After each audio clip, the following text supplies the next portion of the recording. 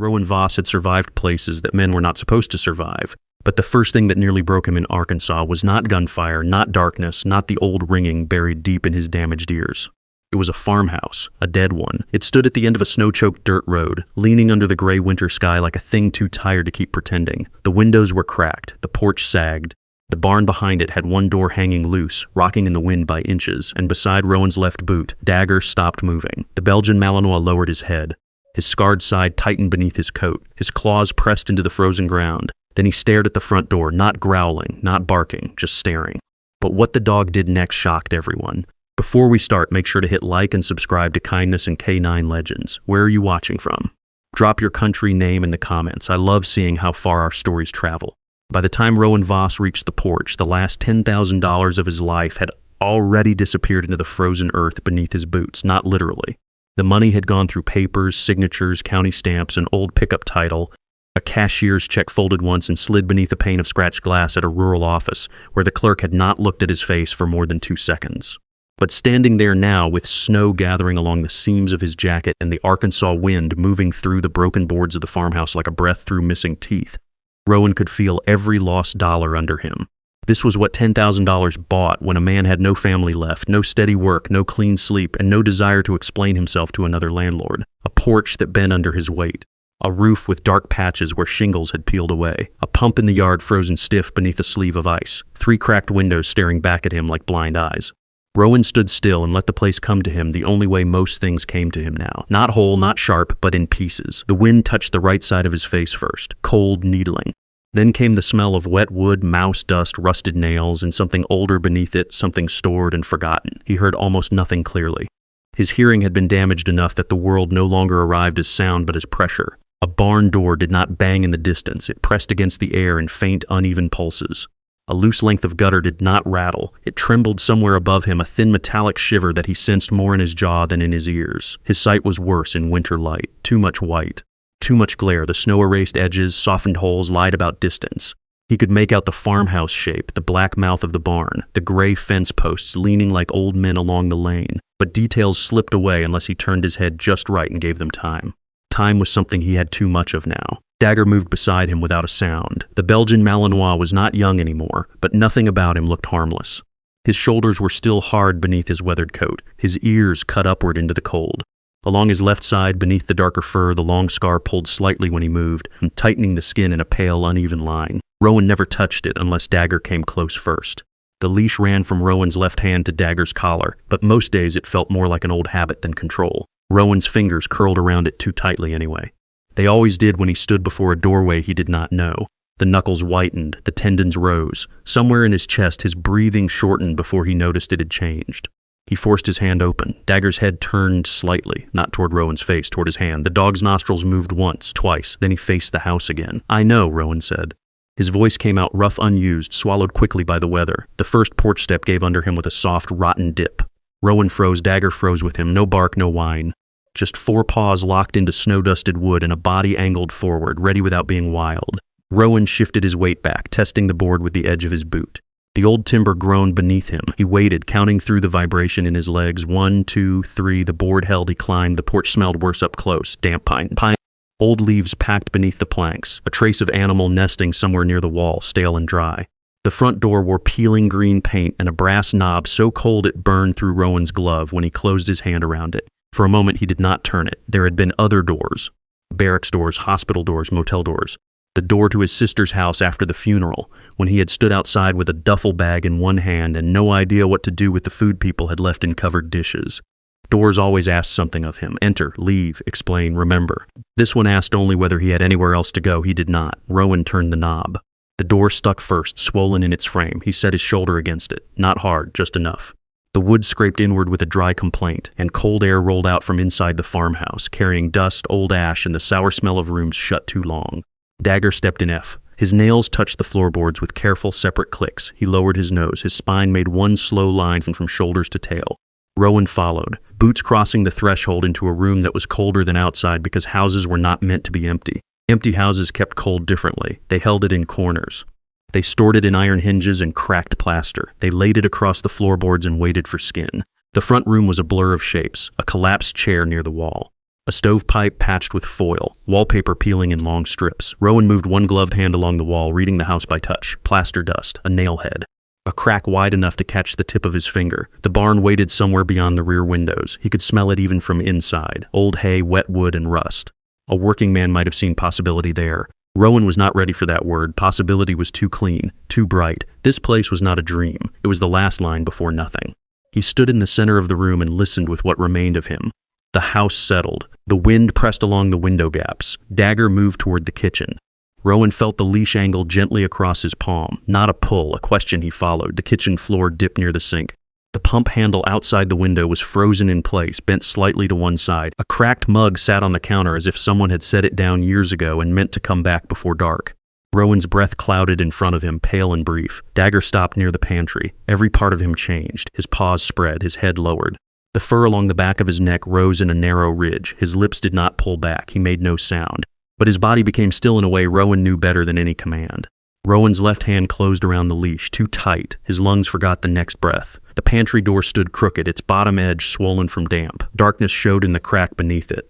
Then Rowan saw something impossible. A thin cloud of breath drifted out from behind the pantry door. Not his, not Dagger's. Someone was inside the house. Rowan did not move for 3 full breaths.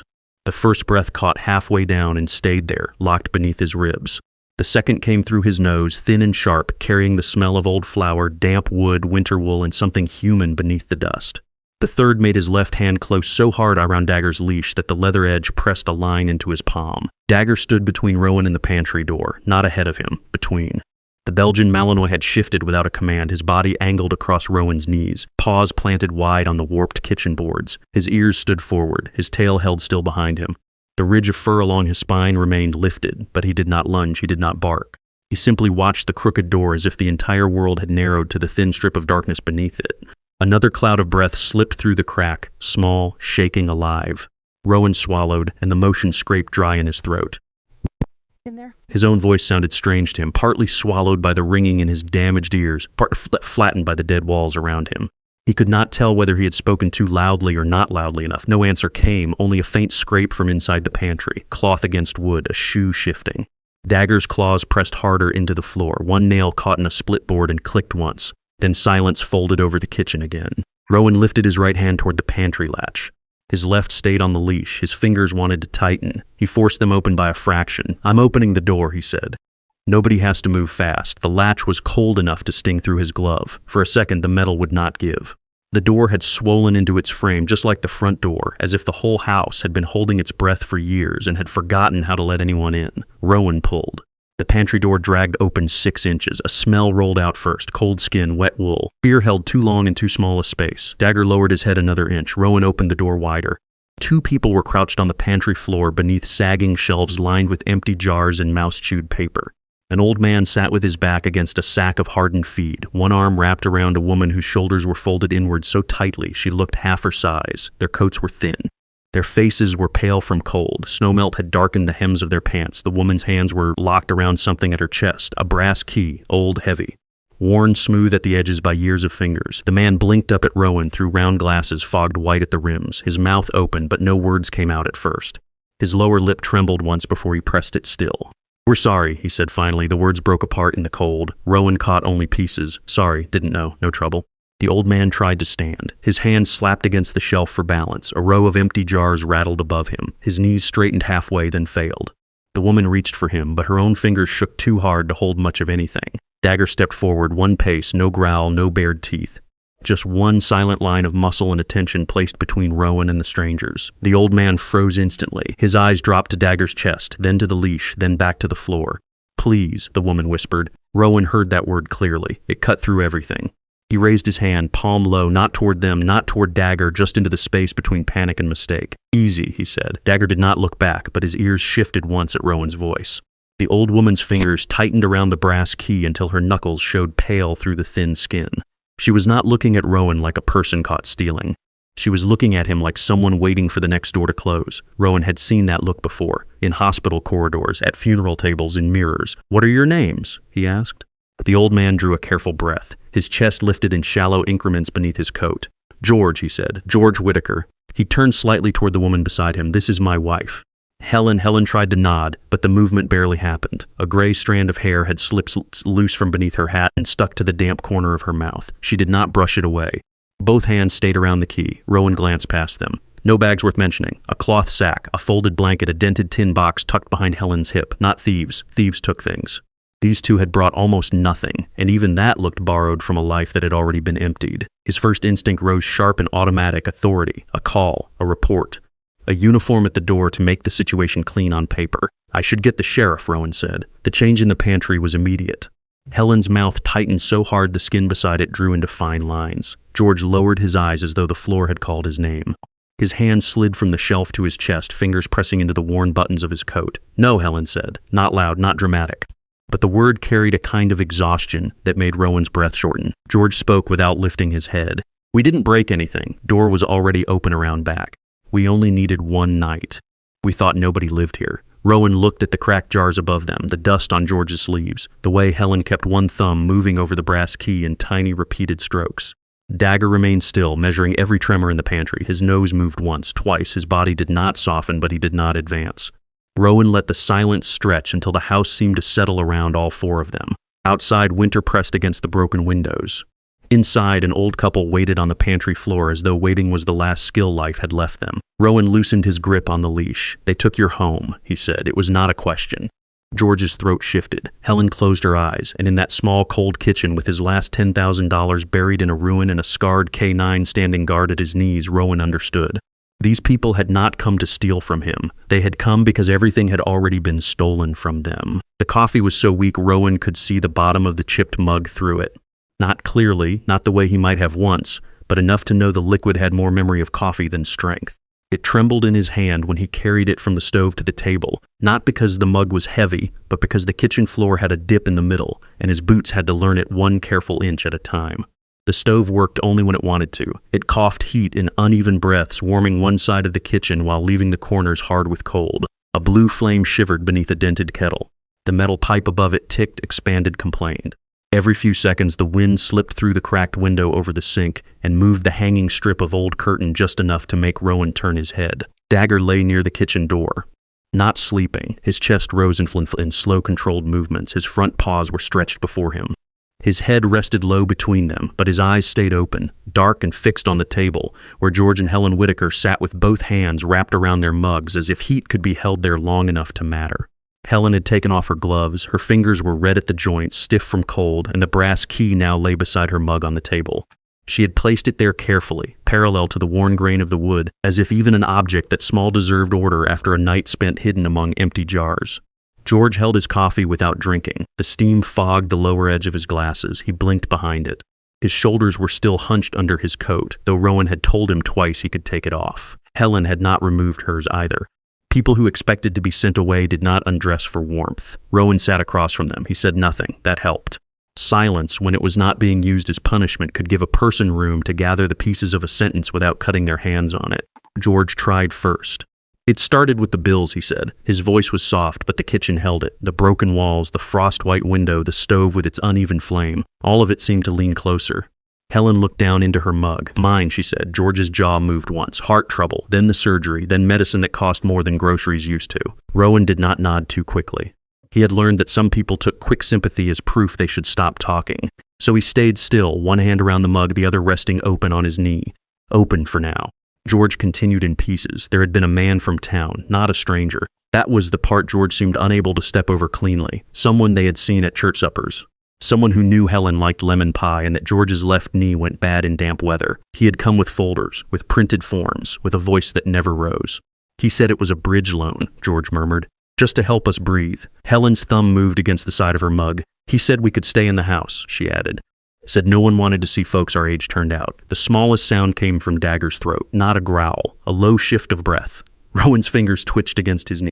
George told the rest the way a man might describe weather damage after a storm had already taken the roof. No shouting, no grand accusation, just documents they had not understood. Deadlines hidden in language. A signature placed where a kind man pointed. A second paper that changed the first. A notice that arrived too late. A lawyer they could not afford to call back. Then the house was not theirs, not legally, not on paper.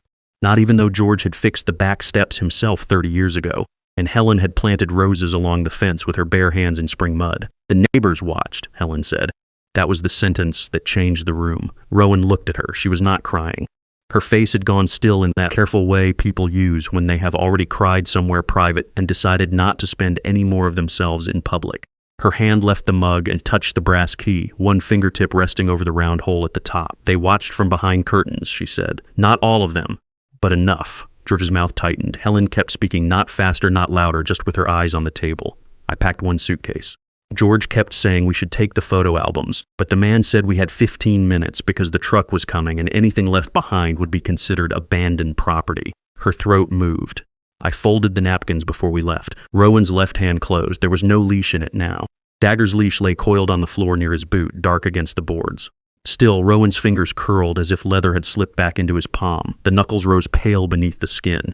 He felt the old shape of command there, the muscle memory of holding on while everything pulled away. Helen noticed. She stopped talking. Rowan forced the hand open, finger by finger. Go on, he said low. Helen watched him for half a second longer, then looked back at the key. I don't know why I folded them, she said. White cloth napkins. Wedding gift from my sister. I folded them and put them in the drawer like we were coming home after church. The stove ticked. Wind worried the curtain. George lifted the mug, forgot to drink, and set it down again. We slept in the car 2 nights, he said, then at a shelter in Little Rock. Helen got sick. Too many people. Too much noise, I thought maybe. He swallowed and the sound caught.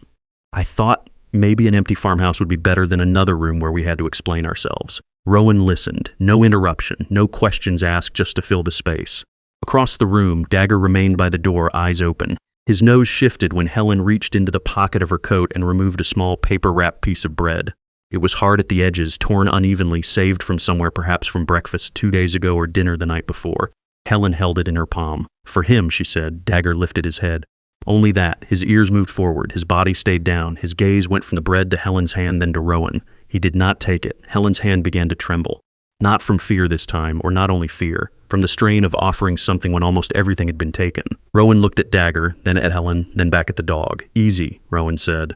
Take it. Dagger rose without haste, one paw, then the next. He crossed the kitchen with his head low, each step placed softly on the warped boards. He stopped before Helen's chair and stretched his neck just far enough to take the crust from her palm without touching her fingers. Then he stepped back, chewed once, twice, swallowed. Helen's hand stayed open in the empty air. George looked down at the table. Rowan looked toward the cracked window, where winter had turned the world white and merciless beyond the glass. No one said thank you. No one needed to. In that kitchen, over weak coffee and a stove barely strong enough to keep the room alive, the first thin board of something like trust had been laid between 4 broken souls. Rowan could have made the call. The phone was in his coat pocket, heavy against his ribs. Cold from the walk-in, he knew the motion, right hand in, thumb over the cracked screen. Wait for the blurred glow to become shapes he could almost read. Find the emergency number or the sheriff's office or somebody with a desk, a badge, a form, and a clean way to name what was happening. Trespassers, vagrants, possible liability. Those were the words people used when they wanted suffering to fit inside a file folder.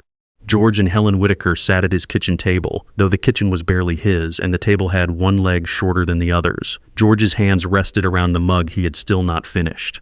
Helen had placed the brass key back into her coat pocket, but Rowan could hear the tiny metal shift when she moved, a dull click against something else she carried close to her body. Dagger stood near the door again, not lying down now, standing. His head was level with his shoulders, his ears held forward. The old scar along his left side pulled slightly when his flank moved with each controlled breath.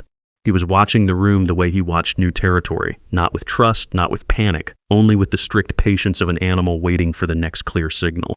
Rowan's left hand had found the shape of the leash again without permission. It was not even in his palm. The leash still lay coiled near his boot. But his fingers had curled around the empty air, tightening around absence until the tendon stood up beneath his skin. He looked down and saw the white line of his knuckles. Slowly, he opened his hand. The movement hurt more than it should have. George cleared his throat. We'll leave as soon as the road clears. Helen's eyes dropped to the table. Rowan heard the sentence in fragments, but he understood the meaning by the posture. George had made himself smaller while saying it. He had put his shame on the table like payment. His shoulders angled forward, his chin dipped, his knees were together beneath the chair, boots planted carefully, as if even the floorboards had to be asked for permission. You don't have anywhere to go, Rowan said. George did not answer. Helen's mouth pressed thin. That was answer enough. The stove coughed once, flame fluttering beneath the kettle. A breath of cold slipped under the kitchen door and moved across Rowan's ankles. Somewhere in the wall, a nail creaked as the house shifted against the wind. The whole place sounded tired. Not haunted, not cursed, just tired of standing alone. Rowan turned his head toward the window. Beyond the glass, the yard lay under snow. The frozen pump leaned near the path. The barn stood open-mouthed in the gray morning, one door hanging loose from its hinge. Fence wire sagged beneath white weight. The property was all damage, all delay. All unpaid labor waiting for hands that might never come, and still, for the first time since he had signed the papers, Rowan did not see only ruin. He saw Helen's hand straightening a key on the table. He saw George's eyes move toward the warped cabinet door and measure without meaning to how it might be fixed. He saw Dagger take bread from a stranger's palm and step back without showing teeth. He breathed in. The air smelled of weak coffee, old ash, damp wool, and the faint animal musk of Dagger's coat drying near the stove. "No sheriff," Rowan said. Helen's head lifted. George blinked once behind his fogged glasses. Rowan felt the phone in his pocket like a stone. He did not touch it.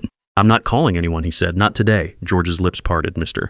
Voss, we can't ask you to. You didn't." The old man stopped. Rowan leaned both hands against the edge of the table. The wood was cold beneath his palms.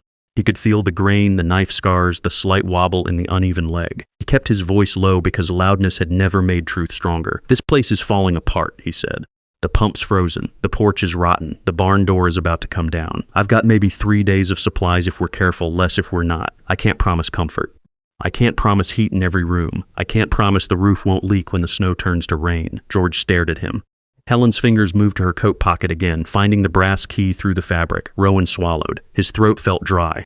"But if you two want to stay," he said, "we can rebuild this place together." The words settled into the kitchen with more weight than he expected. Not charity, not rescue, a choice. George lowered his head. At first, Rowan thought the man was reaching for his coffee. Then he saw George's shoulders. They did not shake with loud sobbing. They did not collapse in a dramatic fall. They simply folded inward slowly as if some brace inside him had been removed after holding too long. His hand rose to his mouth, his thumb pressed hard beneath his nose.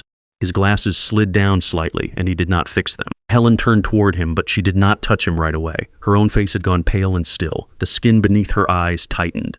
Her breath came once, unevenly, then again. "What could we possibly offer?" she asked. The question was not pride. It was fear wearing pride's coat. Rowan looked around the kitchen. "Meals," he said. "Someone has to make food out of whatever we've got." Helen blinked. "Repairs," Rowan continued, turning toward George. "You looked at that cabinet like you knew what was wrong with it before I did." George's hand lowered a fraction. "Records," Rowan said. "Receipts, papers, county notices."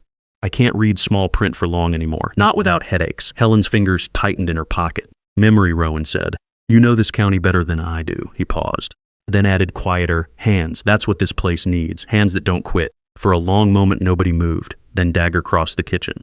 His paws made soft, careful sounds against the floorboards. He did not go to George. He did not go to Rowan. He lowered his head near Helen's boots and nosed the boards once, twice, smelling the damp hem of her coat, the melted snow around her soles, the faint trace of bread on her fingers. Helen held perfectly still. Dagger lifted his head. He stepped away. Not acceptance. Not yet, but he did not retreat to the door. He stopped halfway between Helen's chair and Rowan's boot, standing in the narrow strip of cold morning light that came through the cracked window. Rowan saw it. Helen saw it. George saw it too, because his shoulders rose with a breath that reached deeper than the ones before. Outside, the ruined farm waited beneath the snow. Inside, no one had been saved completely. But no one was leaving alone. Rebuilding did not begin with hope. It began with a frozen axe handle, a stack of damp firewood, and Rowan Voss standing beside the chopping block at dawn with his breath clouding white in front of his face. The first log split badly.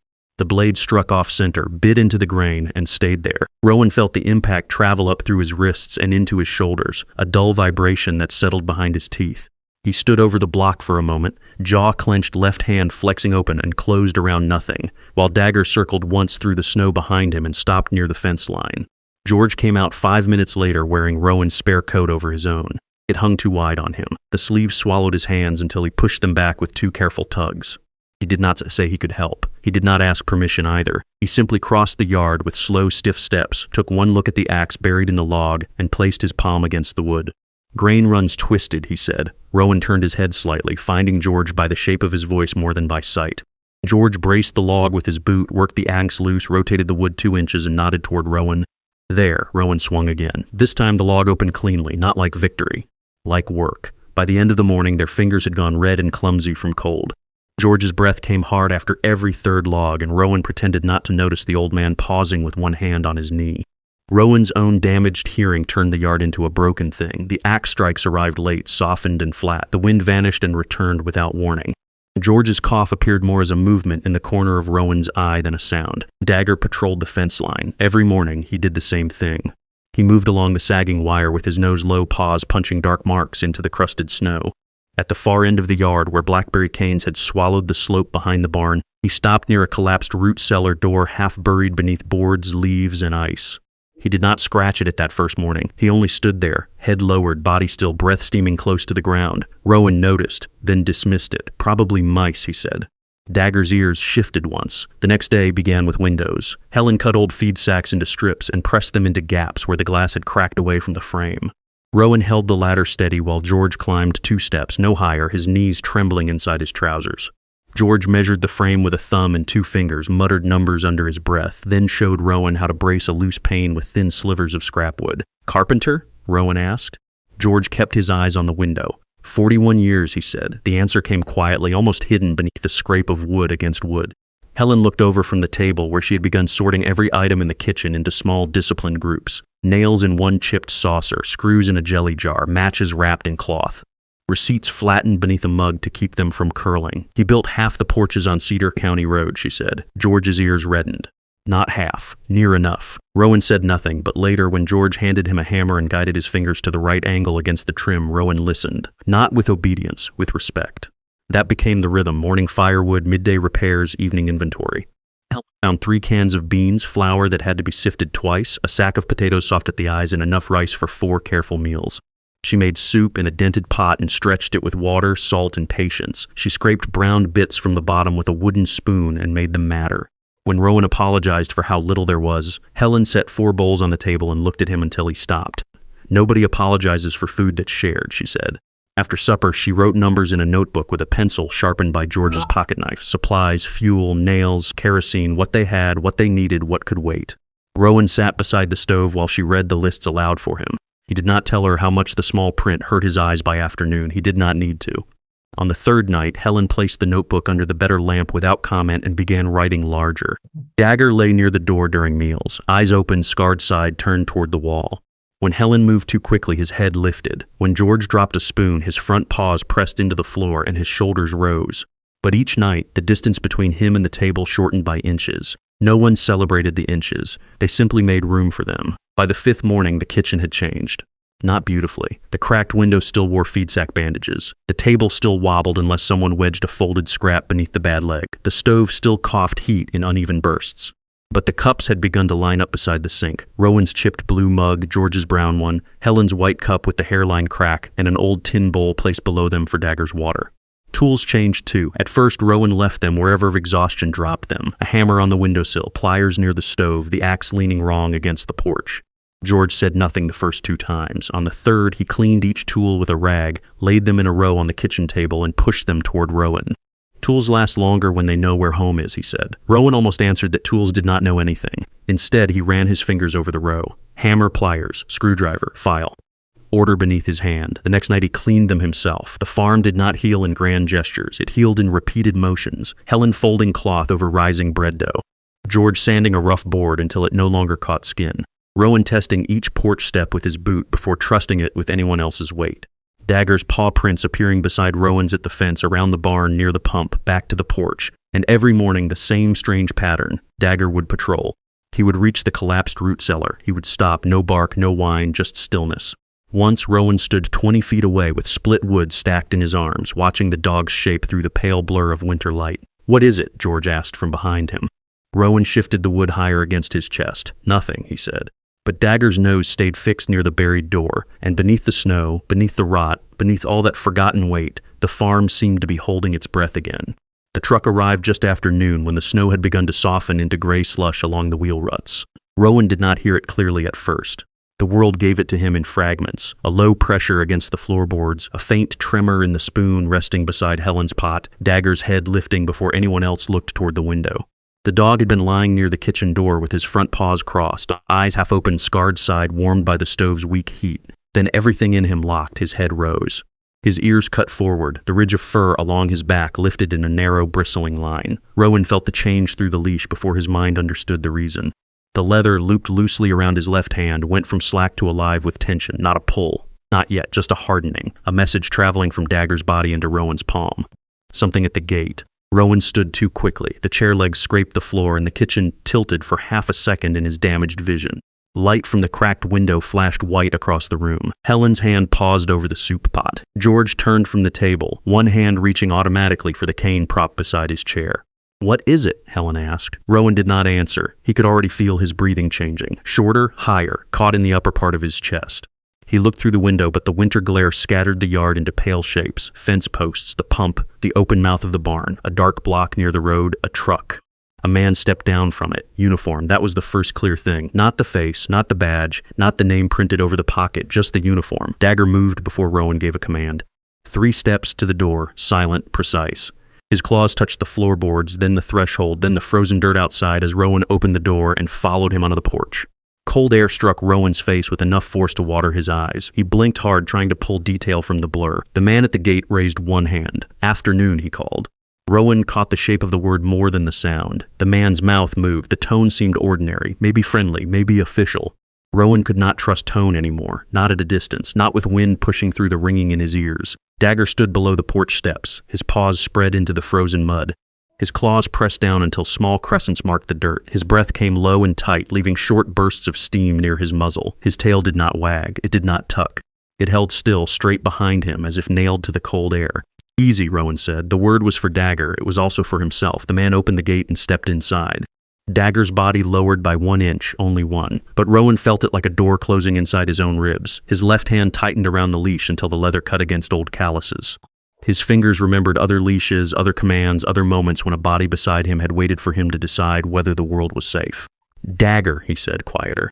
The dog's ears flicked back once toward Rowan's voice, then forward again. The uniformed man stopped 15 feet away. Smart enough, Rowan thought, or lucky. The man was middle-aged, broad through the coat, with a county patch on one sleeve and a clipboard tucked under his arm. His boots were clean enough to say he had not come to help repair anything. "Rowan Voss," the man asked. Rowan nodded once. "I'm Calvin Price, County Property Compliance Office." The words reached Rowan unevenly. Property compliance. Behind him, the kitchen door remained open. He could feel George and Helen there without turning. George's cane tapped once against the porch board, then stopped. Helen made no sound at all. Price glanced toward the farmhouse roof, then at the porch, then at the barn door hanging crooked on its hinge. "I'm here about the outstanding violations on this property," he said. Rowan kept his gaze on the man's face, trying to read what his ears lost. "Standing from before I bought it," Rowan said. Price shifted the clipboard. Paper rasped under his glove. "That may be true, but the property carries the file. Unif porch structure, failed water system, possible roof compromise. Improper occupancy if anyone is residing in the dwelling before inspection clearance." The last sentence landed harder than the others. Improper occupancy. Rowan felt Helen react behind him. Not a gasp, only a small change in the air, a breath pulled in and held too long. George's cane tapped again. This time the sound repeated in a tiny tremor. Wood against wood, wood against wood, wood against wood. Dagger's head angled toward that tremor, then back to the uniform. Price looked past Rowan toward the doorway. "How many people are staying here, Mr. Voss?" The leash tightened. Rowan did not know whether Dagger had moved or whether his own hand had closed first. For a second, the porch shrank around him. The open yard became narrow. The winter air thickened. His lungs searched for room and found less than they needed. Uniform. Questions. People behind him. Responsibility in front of him. His left hand curled until the knuckles went white. Dagger's fur remained raised. His paws stayed planted. A low breath moved through him, not a growl exactly, but close enough that Price's eyes dropped out of the dog and stayed there. "Is he secured?" Price asked. Rowan forced air into his chest. Once. Twice. He loosened his grip by half an inch. "He is," Rowan said. The words had to come from somewhere deeper than panic, somewhere lower than memory. He stepped down one porch step, placing himself beside Dagger instead of behind him. The dog did not look away from Price, but Rowan felt the slight shift in his body when Rowan's knee came near his shoulder. "Dagger," Rowan said softly. "With me." The dog's claws flexed in the dirt. One breath, two. His body remained hard, but the forward edge left him. Not gone, controlled. Rowan turned back to Price. "This house has heat," he said. "Food, people working on repairs. Nobody here is unsafe because we're here. They'd be unsafe if they were out there." Price's mouth tightened. "I'm not here to remove anyone today. The word moved through the porch like another gust of cold. Helen's face had gone pale in the doorway. George's hand trembled around the cane handle, the skin thin and white over his knuckles. Rowan saw them. Then he looked at the county officer again. "What do we need to fix first?" he asked. Price seemed prepared for argument. The question slowed him. He looked at Dagger once more, then at the roof, then down at his clipboard. "Porch supports," he said. "Water access. Heat source inspection." Temporary sanitation plan. Rowan nodded, though the list blurred at the edges. Helen, he said without turning. Write that down. There was a pause. Then Helen's voice came from the doorway, thin but steady. I've got it. Dagger's breath eased by the smallest measure. Price noticed nothing. Rowan did. And standing there between a uniform at the gate and two frightened people at his back, he understood that rebuilding the farm would not only mean boards, nails, pumps, and firewood. It would mean teaching every broken thing on that land, including himself, how to stay steady when fear came wearing an official coat. The notice came loose because Helen hated crumbs. Not ordinary, disliked them. Hated them in the quiet, disciplined way of a woman who had once kept flour in labeled tins, table linens folded by season, and a kitchen floor clean enough for bare feet in July. The farmhouse kitchen fought her at every corner. Dust lived in the seams. Mouse droppings hid behind the stove. Old grease clung beneath the cabinet lips in dark, stubborn lines that resisted soap, hot water, and the back of her thumbnail. Still, every morning after coffee, Helen cleaned. She cleaned because the place needed it. She cleaned because her hands needed orders. She cleaned because when a person had been stripped of ownership, small acts of care became proof that she had not vanished. That afternoon, while Rowan and George worked in the barn, Helen pulled open the bottom kitchen drawer and found it stuck halfway. She braced one foot against the cabinet base, gripped the warped handle with both hands, and eased it forward by inches. Wood scraped wood. Something crackled behind it. Helen stopped. She lowered herself carefully to one knee. The floor was cold enough to bite through her skirt. With two fingers, she reached behind the drawer and touched paper, old paper, dry at the edges. Folded hard. When she pulled it free, half of it tore against a nail head. She sat back on her heels, breathing through her nose, and unfolded what remained. The top corner was gone. The bottom had been chewed soft by mice, but the county seal was still visible, faded blue against yellowed paper. A date from decades ago sat near the middle. Beneath it were words Helen had to bring close to the lamp before they steadied. Boundary review, parcel correction, disputed transfer, and then a name, Whitaker. Helen's hand closed around the paper so quickly it bent. Outside, a hammer struck wood in the barn. Once, twice, then silence. "Helen?" Rowan called from the yard. She did not answer at first. Her eyes moved over the torn notice again, not reading cleanly, only catching pieces that would not fit together. Cedar Ridge line, prior claim, recorded family interest. She saw another name too, one she did not know, then a signature at the bottom almost eaten away by time. She rose too fast, the room shifted. Her hand shot to the table, catching herself beside the white cup with a hairline crack. A minute later, she crossed the yard with the notice held flat against her chest so the wind would not take it. Rowan stood near the barn entrance, one hand resting on a post, head tilted slightly so his better ear faced George. Sawdust dusted the front of his coat. His left hand hung open, but the fingers twitched every few seconds, searching for a leash that was not there. George was inside the barn, studying a beam above the feed stall. He had gone still. Not tired still, not old man catching his breath still, something else. His cane leaned against the wall, forgotten. His bare hand rested against a vertical cedar support beam darkened by age. Near his thumb, carved into the wood, was a small mark, a crooked W inside a rough circle. Helen stopped at the doorway, the torn notice loosened in her grip. "George?" He did not turn. Rowan shifted his weight but said nothing. The barn smelled of wet wood, rusted hinges, old hay, and cold dirt. Light came through gaps in the siding in thin, pale strips, cutting across George's shoulders and the beam beneath his hand. His fingers moved over the carved mark once slowly, as if reading it by touch. "My father used to make that," George said. His voice barely carried. Helen took one step inside. What? George swallowed. His throat moved with difficulty. On tool handles, fence posts, anything he built and wanted to claim without bragging. His fingers covered the mark. He said a man's work ought to have his name somewhere, even if nobody saw it. Rowan remained near the entrance. He did not ask the obvious question. He did not say, "What does that mean?" He did not say, "Why is your father's mark in my barn?" Some moments were doors, pushed too hard and they shut forever. Helen held out the paper. "I found this behind the kitchen drawer." George turned then, his eyes lowered to the torn notice. At first his face showed nothing. Then the color beneath his weathered skin drained slowly, leaving the lines around his mouth sharper than before. He took the paper. His hands trembled so badly the edges whispered against each other. For several minutes he did not speak. The barn waited. Rowan waited. Even Dagger, standing just outside with snow crusted around his paws, made no sound. At last George folded the notice along its old crease and pressed it against his coat. "I was born not far from here," he said. Helen's lips parted. George looked back at the carved cedar mark. "Mama always said there was land before the house in town. Land my grandfather lost on paper, not in his heart." His jaw tightened. "I thought it was just one of those stories old people tell when the present gets too small." Rowan's damaged hearing missed some of the words, but not the weight. That night the farmhouse felt different. The walls still leaked cold. The porch still sagged. The roof still complained when the wind crossed it wrong. But the rooms no longer felt empty in the same way. The house seemed less abandoned than interrupted, less dead than waiting for someone to remember the sentence it had been trying to finish. Helen placed the torn notice beneath the lamp and weighted it with the brass key. George sat beside it for a long time without touching his coffee. Rowan cleaned the tools slowly, laying each one in its place. Outside, under a moon hidden by cloud, Dagger moved along the fence line again. His paw prints crossed Rowan's from that morning. He reached the collapsed root cellar door and stopped. This time his claws scraped once against the buried wood, then again, then again. From inside the farmhouse, Rowan lifted his head. The sound was faint, almost nothing. But the farm had begun to speak in small things, and he was learning not to dismiss them. The first sign was not a face, it was tire tracks. Rowan found them beside the mailbox at dawn, pressed into the dirty snow where the county road widened before the farm gate. They were too fresh to belong to Calvin Price's truck from the day before. The tread was different, wider, deeper at the edges. Whoever had stopped there had not pulled in by accident, and they had not stayed long enough to leave footprints. Just 2 dark half-moons of churned slush, a pause, a watching, then departure. Dagger stood near the gate with his nose low to the ground. He traced the tracks once, not hurriedly, not with excitement, but with the hard, deliberate focus that made the air around him feel narrower. His scarred side moved beneath his coat with each breath. When Rowan stepped closer, the dog lifted his head and looked down the road. Nothing moved out there. Only bare trees, white fields, and the gray ribbon of county road bending away between frozen ditches. Rowan touched the mailbox. It was cold enough to bite through his glove. Inside was one envelope. Cream paper, clean, no stamp, no return address. The kind of envelope that did not belong in a rusted rural mailbox unless someone wanted it noticed.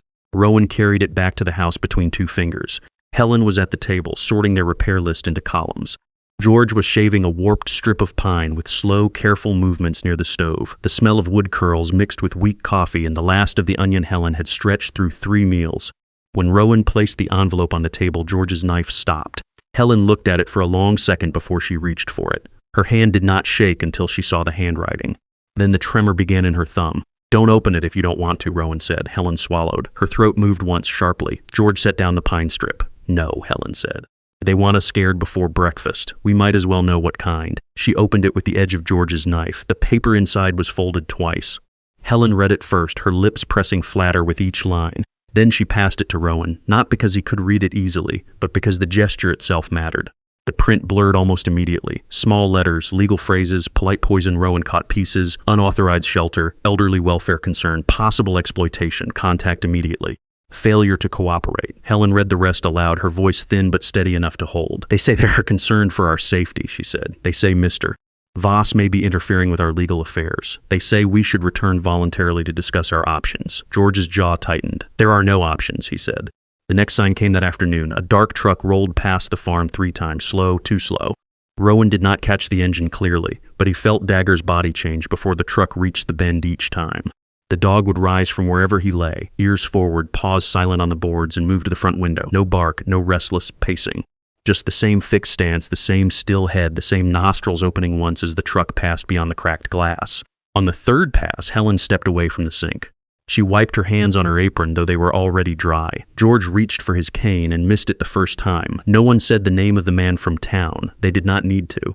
By late afternoon, the truck came through the gate. A man stepped out wearing a wool coat too clean for the yard and shoes polished dark enough to catch the pale winter light.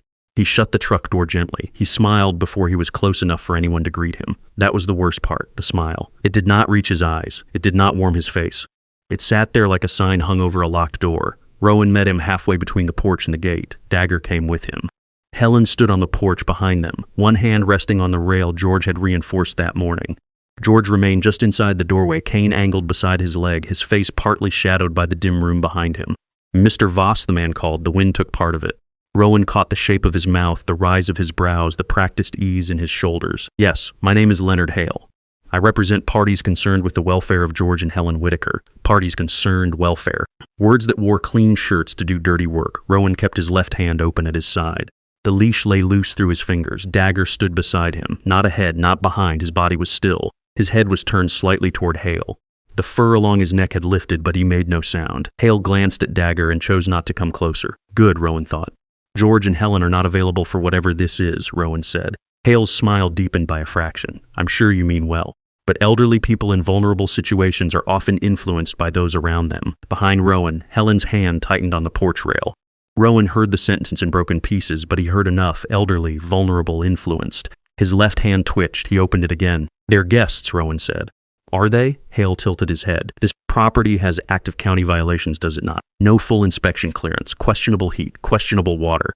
I wonder whether you're truly equipped to provide safe housing." The words blurred at the edges, but the intent did not. Rowan saw Hale's gaze move past him toward Helen, not with concern. With calculation, Dagger shifted. One step, only one. He moved away from Rowan and positioned himself at the base of the porch directly beside Helen's boots. He did not bark. He did not bare his teeth. He simply stood there, scarred side facing the yard, body angled between Helen and the man smiling in the snow. Helen looked down at him. Her fingers loosened on the rail. Hale's smile thinned. "Mrs. Whitaker," he called, voice smooth enough to slide under a door. "Helen, there's no need for this unpleasantness. We can arrange transportation, a warm place." Proper supervision. Helen's face changed, not dramatically. Only in the small pulling back of her chin, the narrowing at the corners of her eyes, the way her hand moved to her coat pocket and found the brass key through the fabric. George came out onto the porch. His cane struck the boards once. "I know what your warm places cost," George said. Rowan could not hear every word, but he heard the cane. He heard the weight. He heard enough. Hale lifted both hands slightly, still smiling. "George, you signed documents you understood." "No," Helen said. The single word crossed the yard cleanly. Even Rowan heard it. Hale stopped. Helen stepped down one stair. Dagger remained beside her, matching the movement without touching her. "No," she said again, quieter this time. "We understood what you told us." That was the mistake. For the first time, Hale's face lost its polish, only for a second. Then it returned. He looked at Rowan.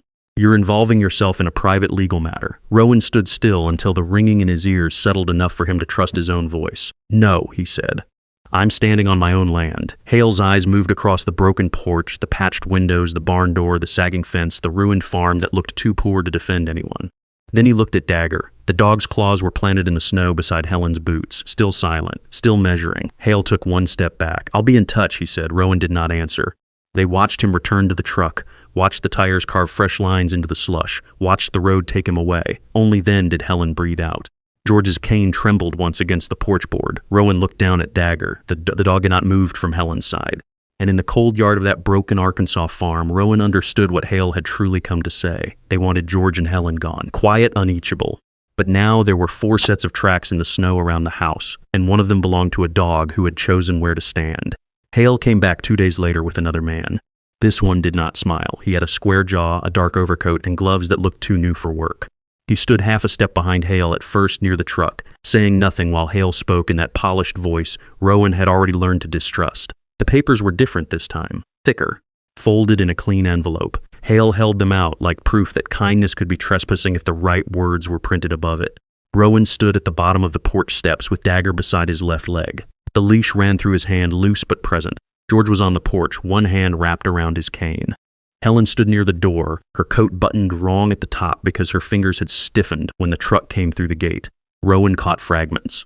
Liability, improper shelter, competency concerns, return arrangement, the rest blurred inside the old ringing in his ears. Hale's mouth kept moving, the wind kept stealing pieces. Rowan watched lips, shoulders, hands. He watched the other man too. That was how he saw it begin. The second man moved, not fast, not with raised fists, just one step toward the porch, then another. Hale continued talking, giving the movement a curtain to hide behind. George shifted his cane forward, but his knee locked before his body could follow. Helen's chin lifted a small act, barely more than muscle and breath, but her hand went into her coat pocket and closed around the old brass key. 5 seconds opened. The first second was frost. It lived on the porch rail in tiny white crystals, gathered along the cracks etched smooth only yesterday. It clung to the nail heads. It lined the edge of Helen's sleeve where her wrist showed between glove and cuff. Rowan saw the pale mist of her breath leave her mouth and break apart in the cold.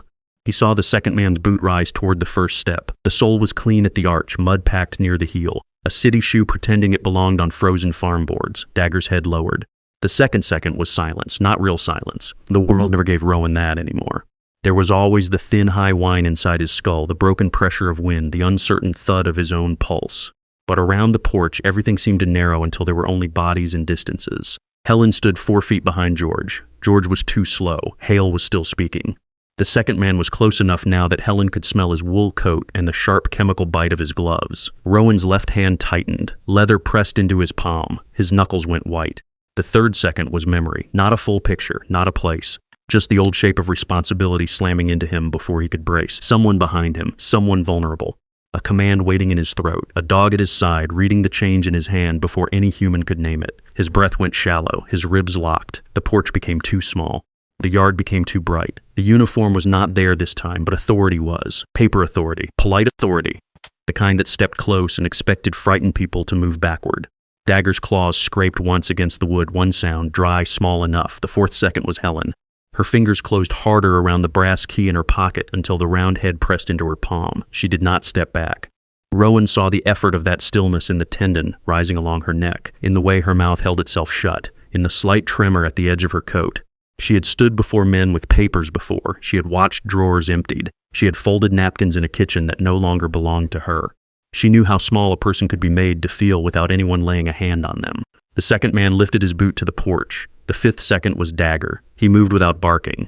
No snarl tore out of him, no teeth flashed, no lunge broke the space. He simply stepped up, one paw on the first stair, then the second.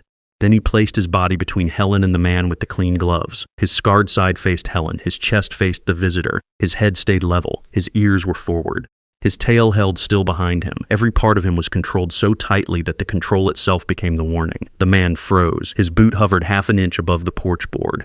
Dagger did not touch him, did not advance, did not make a sound. He only occupied the space the man had intended to take. Rowan felt the leash go taut, then steady, not pulling, holding. He forced air into his lungs. Once again, his hand wanted to close harder, to command too loudly, to turn fear into force because force had simple edges. Instead, he opened his fingers by a fraction and lowered his voice. "Dagger," he said, "stand." The dog did. George's cane trembled against the porch boards. Helen's breath caught once, then returned in a thin stream of white. Hale stopped talking at last. The second man looked down at Dagger, then at Rowan, then at Helen. For the first time since stepping out of the truck, uncertainty crossed his face. It was small and quick, but it was there, a crack in the smooth assumption that old people would yield, that a broken man would hesitate, that a ruined farm had no boundary worth respecting.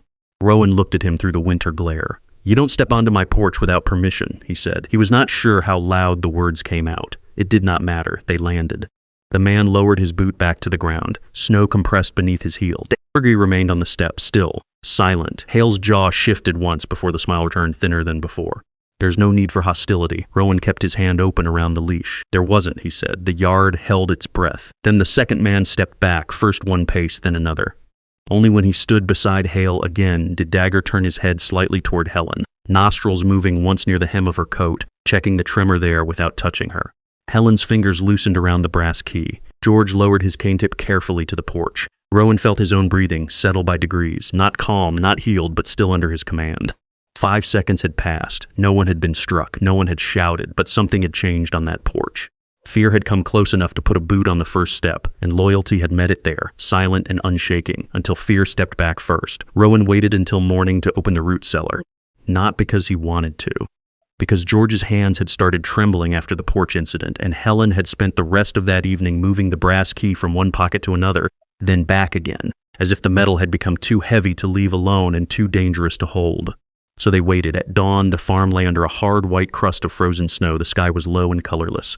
The barn stood with its patch door half open, and beyond it, where blackberry canes clung to the slope like black wire, Dagger stood at the collapsed root cellar again. His paws were planted in the same place as before. His head was low. His nose worked along the buried seam of the old wooden door. Then one claw scraped against the boards, once deliberate. Rowan came across the yard with a crowbar in one hand and the leash looped loose in the other. George followed with a lantern, though the morning was already bright enough to hurt Rowan's eyes. Helen came last, slower than either of them, one hand inside her coat pocket. The brass key clicked faintly with every step. No one spoke for a while. The root cellar door was worse up close. 2 of the planks had collapsed inward. Ice filled the cracks. A mat of dead leaves had frozen across the hinges. The air around it smelled of old dirt, wet wood, and something sealed away so long it no longer belonged to any season. George lowered himself carefully beside the frame. "Don't pry the middle," he said. Rowan stopped with the crowbar already angled. George touched the rotted edge with 2 fingers. "It'll split wrong. Start near the hinge. Let the wood tell you where it's still holding." Rowan shifted the bar. The first pull did nothing. The second made the hinge groan deep in the buried frame. The third sent a crack through the ice so sharp that Helen flinched behind him. Dagger did not move. He stood beside Rowan's left knee, ears forward, breath steaming in short clouds over the frozen ground. Rowan worked slowly. "Pry. Wait. Listen through the vibration. Pry again." The door resisted like something ashamed of being opened. Wood broke in small, dry snaps. Rust gave way by degrees. George steadied the frame with one hand and guided Rowan's angle with the other, his carpenter's eye seeing what Rowan's blurred vision could not. At last the door lifted. Cold air came out of the dark below, not empty air, kept air. The smell rose first, earth, damp stone, old apples turned to ghost sweetness, iron, paper rot held back by luck and distance. Rowan turned his face away, blinking against the sting. Helen made a small sound behind him, not fear exactly, but recognition without a name. The steps were narrow. George insisted on going first. Rowan did not let him. He took the lantern, tested each step with his boot, and descended with one hand against the wall. The stones were slick beneath his glove. Dirt pressed cold through the knees of his jeans when he crouched at the bottom. Dagger remained above, paws at the edge, body still, head lowered into the opening. The root cellar was small. Shelves sagged against one wall. Broken jars lay in the corners. A rusted rake head leaned near a pile of collapsed burlap. For a moment, it seemed there was nothing down there except the ordinary remains of poor people trying to keep food through winter. Then Rowan saw the box. It sat behind a fallen shelf, pushed against the stone wall where the roof above it held firm. Dark metal corners, swollen wood, a lock red with rust but still closed. He touched it. The lid did not give. "George," Rowan called. His voice sounded trapped in the little underground room. By the time they brought the box up, Helen was breathing through parted lips. One hand pressed against the porch rail they had carried it to. George stood beside her, pale beneath his weathered skin. The lock faced them, small, old, waiting. Helen took the brass key from her pocket. For several seconds, she did not move toward the box. She only held the key in her palm and stared at it as if seeing it for the first time. "My mother-in-law gave me this," she whispered. "Said it belonged to George's side. Said not to throw it away, even if nobody remembered what it opened." George's mouth moved, but no sound came. Helen stepped forward. The key slid into the lock. It fit, not perfectly at first. Rust fought it. Time fought it. Helen's hand trembled so badly Rowan reached out, then stopped himself before touching her wrist. This had to be hers. Helen turned the key. The lock opened with a dull, tired click. No one breathed. George lifted the lid. Inside were papers wrapped in oilcloth, letters tied with faded string, a small ledger, a brittle map of the property line, and beneath them, protected from the worst of the years, a transfer document bearing the Whitaker name. George sat down hard on the porch step. Helen unfolded the papers with fingers that had folded napkins in a stolen house, fingers that had counted pills, rationed soup, mended torn cuffs, and held a key no one believed mattered. She read aloud slowly, not every word, only enough. George's grandfather had owned the land. A boundary correction had been filed, then mishandled. A transfer had been disputed. The farm had slipped out of the family through a clerical error dressed up later by men who understood how to profit from confusion. Signatures, delays. Notices never answered because they had never reached the right hands. George pressed his palm over his eyes, his shoulders folded inward. Helen lowered the paper to her lap and looked across the broken yard, the patched windows, the sagging barn, the frozen pump, the ruined place that had taken Rowan's last $10,000 and given them all splinters, hunger, cold mornings, and work without applause. Rowan stood very still. The truth settled slowly. He had thought he bought a ruin, a last line before nothing, but the farm had been something else all along, a buried witness. A locked room beneath snow and rot, the place where George and Helen's dignity had been hidden, not destroyed. Dagger stepped onto the porch and stood beside Helen's knee. His nose lowered toward the open box, then lifted toward the wind. He did not bark. He did not paw at the papers. He only stayed there between the old couple and the road beyond the gate. Helen touched the brass key once more. This time her fingers did not shake. Rowan looked at George, then at the land. For the first time, the farm did not look like surrender. It looked like testimony. Justice arrived in a dented blue sedan with a cracked rear bumper and a woman named Maribel Shaw carrying 3 file boxes in her arms. She was not what Rowan expected. No polished shoes, no sharp smile, no voice trained to make people feel small. Maribel wore a gray wool coat with one missing button and boots dusted white from the farm road. Her hair was pinned back with a pencil, and when she climbed the porch steps, she paused before stepping around Dagger, not because he growled, but because she understood that stillness deserved respect. "I'm with River County Legal Aid," she said. "Calvin Price called me after Mrs. Whitaker mentioned the old notice." Helen stood in the doorway with the brass key in her hand. George sat at the kitchen table, both palms resting flat on either side of the oilcloth bundle, as though the papers might vanish if he stopped guarding them. Rowan watched Maribel's mouth as she spoke, catching most of it, losing some to the ringing. Legal aid, county records, fraud pattern, prior complaints, predatory transfers. He disliked how the words filled the kitchen. They made the room feel smaller, made the walls lean in, made his breathing climb toward the place in his chest where panic liked to wait. Dagger stood at his left side. The leash was there, looped once around Rowan's fingers. Loose. Rowan noticed that first. Loose. Maribel did not ask George and Helen to repeat their pain for drama. She asked dates, names, copies, signatures, who brought the papers, who witnessed them, who said the word bridge loan, who promised they could stay, who arrived with the truck, who watched from the sidewalk, who touched the doorknob last. Helen answered slowly. Sometimes her voice held, sometimes it thinned until Rowan thought it might break. When that happened, Maribel did not rush to fill the silence. She waited with her pen above the page. George would reach for Helen's hand, not quite taking it at first, then resting his fingers over hers until the next sentence found its way out. Rowan stood near the stove, useless with paperwork, useful only by not leaving. That was harder than it sounded. Every time Maribel turned to him and asked what Hale had said at the farm, Rowan's left hand wanted to close. Every time she wrote his words down, he felt the old pressure of being made into a statement, a witness, a man whose memory had to be clean enough for other people to trust. "What did you hear exactly?" Maribel asked. Rowan looked down, the floorboards blurred beneath his boots. "Not exactly," he said. "I don't hear that way anymore." Maribel's pen stopped. Rowan's jaw tightened. "I caught pieces, liability, competency, return arrangement, private legal matter. He wanted them gone." Maribel wrote that down without correcting him. Then she looked up and said, "That matters. Not everything. Not enough by itself, but it matters." Something in Rowan's chest loosened by a measure so small he almost missed it. Justice did not come quickly after that. It came in stacks. Helen's careful notebook became evidence of dates, visits, letters, and expenses. George's memory of the cedar mark led Maribel to old land surveys stored in a county archive where the ink had faded but not disappeared. The torn notice from behind the drawer matched a missing file number. The transfer document from the root cellar matched a recorded dispute no one had properly closed. Maribel brought copies. Calvin Price brought inspection forms. Another county officer came with him one cold afternoon, uniformed, broad-shouldered, polite. Dagger saw the uniform first, his head lifted. His ears moved forward. Rowan felt the change before anyone else did, but this time his hand did not clench. The leash stayed loose across his palm. He looked down at Dagger, then lowered his fingers until they brushed the dog's shoulder. "With me," he said. Dagger's paws remained planted. His breathing stayed controlled. The fur along his neck lifted for a moment, then settled by degrees. The uniformed officer stopped at the gate until Rowan nodded. That mattered too. By the second week, Hale's name had begun traveling through town in a different tone. Not gossip, recognition. A retired clerk remembered similar papers from another widow. A bank teller recalled an elderly man asking for copies he never received. A church deacon admitted Hale's company had offered relocation help to people after medical debt swallowed their savings. None of it exploded. No door was kicked open. No crowd shouted in the street. It was slower than that, stronger than that. Records lined up, testimony held. People who had once looked through curtains began walking up the farm road with envelopes, old receipts, names written on scraps, apologies folded badly into practical help. One man brought porch brackets. A woman brought canned peaches and a copy of a notice her aunt had saved. Another came only to stand before George and say, "I should have knocked that day." George did not forgive him out loud. He only nodded once. That was enough for the moment. Rowan struggled most when they thanked him. They used words like protector, good man, save them. Each one landed wrong against the old scar tissue inside him. He did not know how to stand beneath praise without wanting to step away from it. More than once, he left the kitchen mid-sentence and walked to the barn, where the smell of cedar hay and damp earth did not ask anything from him. Helen found him there one evening. "You don't have to carry us," she said. Rowan stared at the cedar beam with the carved Whitaker mark. His left hand closed, then opened. "I don't know how else to help."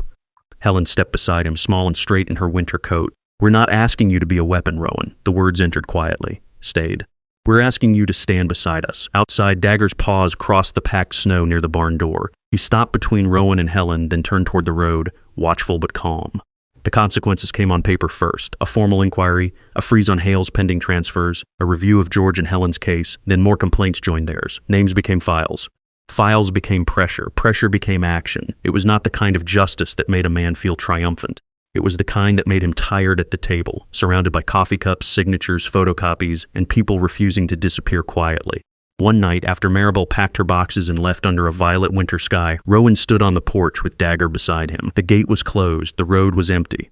Inside, George and Helen were reading through tomorrow's documents beneath the lamp. Rowan's hand rested open at his side. Dagger leaned close enough that his shoulder brushed Rowan's leg.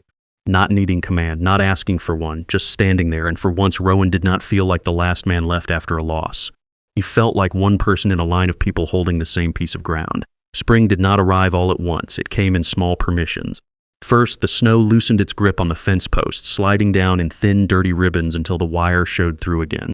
Then the road softened, not enough to be easy, but enough that tires left mud instead of carved ice. The pump in the yard still groaned when Rowan worked the handle, and the first water that came up was brown with rust, but it came up. That mattered. Everything that returned to life on the farm returned reluctantly. The porch steps no longer sagged under a man's weight. George had rebuilt them with salvaged oak, measuring twice, cutting once, running his thumb along each edge before handing the board to Rowan. The new wood did not match the old. It stood out pale against the weathered porch, honest and unfinished, like a scar that had closed but not yet faded. Smoke rose from the chimney most mornings now, thin at first, then steadier. Helen had cleaned the stovepipe until her wrists ached and her cuffs turned black, and afterward she stood outside with both hands wrapped around her coffee cup, watching the first true column of smoke climb into the gray-blue sky.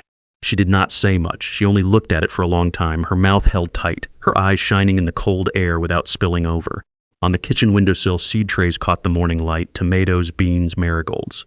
Helen had written each name on strips of cardboard in careful block letters large enough for Rowan to read without leaning too close. Some mornings he stood at the sink and traced those names with his eyes until the letters blurred, not from pain but from the strange mercy of seeing something small prepare for a future. Dagger rested near the porch when the weather allowed it, not sleeping deeply, never that. He chose the place where the boards met the top step, where his body could feel the vibration of anyone crossing the yard and his eyes could hold the road beyond the gate. His scarred side faced the house more often now, his front paws stretched over the edge of the step. When Helen passed with a basket of laundry, his ears shifted toward her footsteps, then settled. When George's cane tapped across the porch, Dagger lifted his head, watched the old man reach the rail safely, and lowered it again. The farm was still imperfect. Rain found the kitchen ceiling in two places. The barn door stuck when the air turned damp. The backfield remained choked with thorn and dead grass. There were bills on the table, inspection notes under a mug, legal copies in a folder Helen kept tied with string. The inquiry into Hale and the others had not fixed everything. Justice, Rowan had learned, was not a clean blade cutting through darkness. It was a lantern carried by tired hands. It moved slowly. It showed one step, then the next. But George and Helen were no longer hidden. That changed the shape of every room. One afternoon, when the air smelled of wet earth instead of snow, George carried his tools into the barn and stood before the cedar beam where his father's mark still rested beneath his palm. Rowan followed him in, so did Helen. Dagger stopped at the entrance, paused just inside the shadow, head angled toward the road for a moment before turning back to the three people near the beam.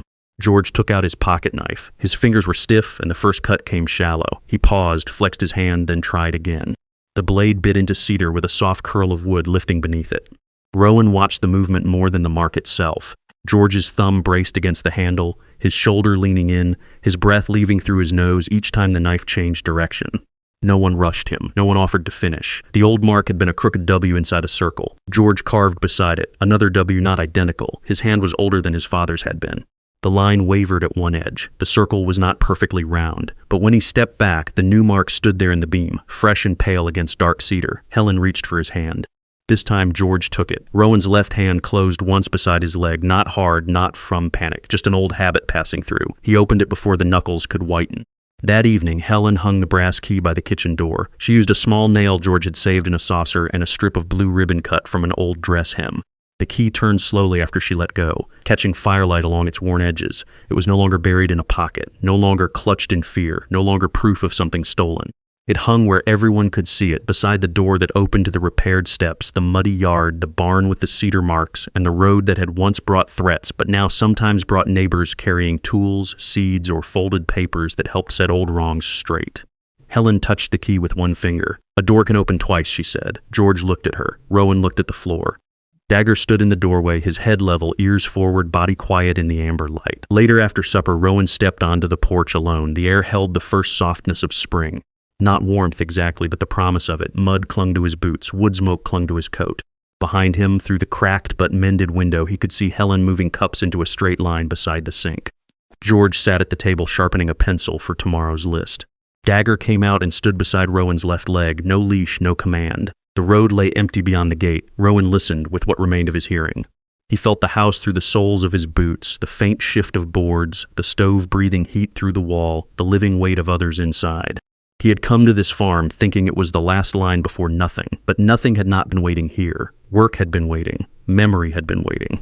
Two old people with nowhere else to go had been waiting behind a pantry door, carrying a key to a history no one had bothered to honor, and maybe healing was not the moment a wound disappeared.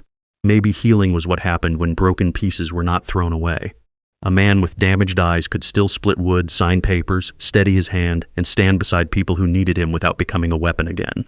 An old carpenter could still leave his name in cedar. A woman who had folded napkins in a stolen house could still plant seeds on a windowsill and hang a key by a door. A scarred K9 could still choose a porch, a road, a family, and hold the line without a single bark. Sometimes a home was not found by people who were whole. Sometimes it was built by people who looked at their broken pieces, placed them carefully beside someone else's, and decided they still had use. The farm did not shine. It did not become perfect. But as spring moved quietly over Arkansas and smoke rose from the chimney into the evening sky, the forgotten place remembered their names.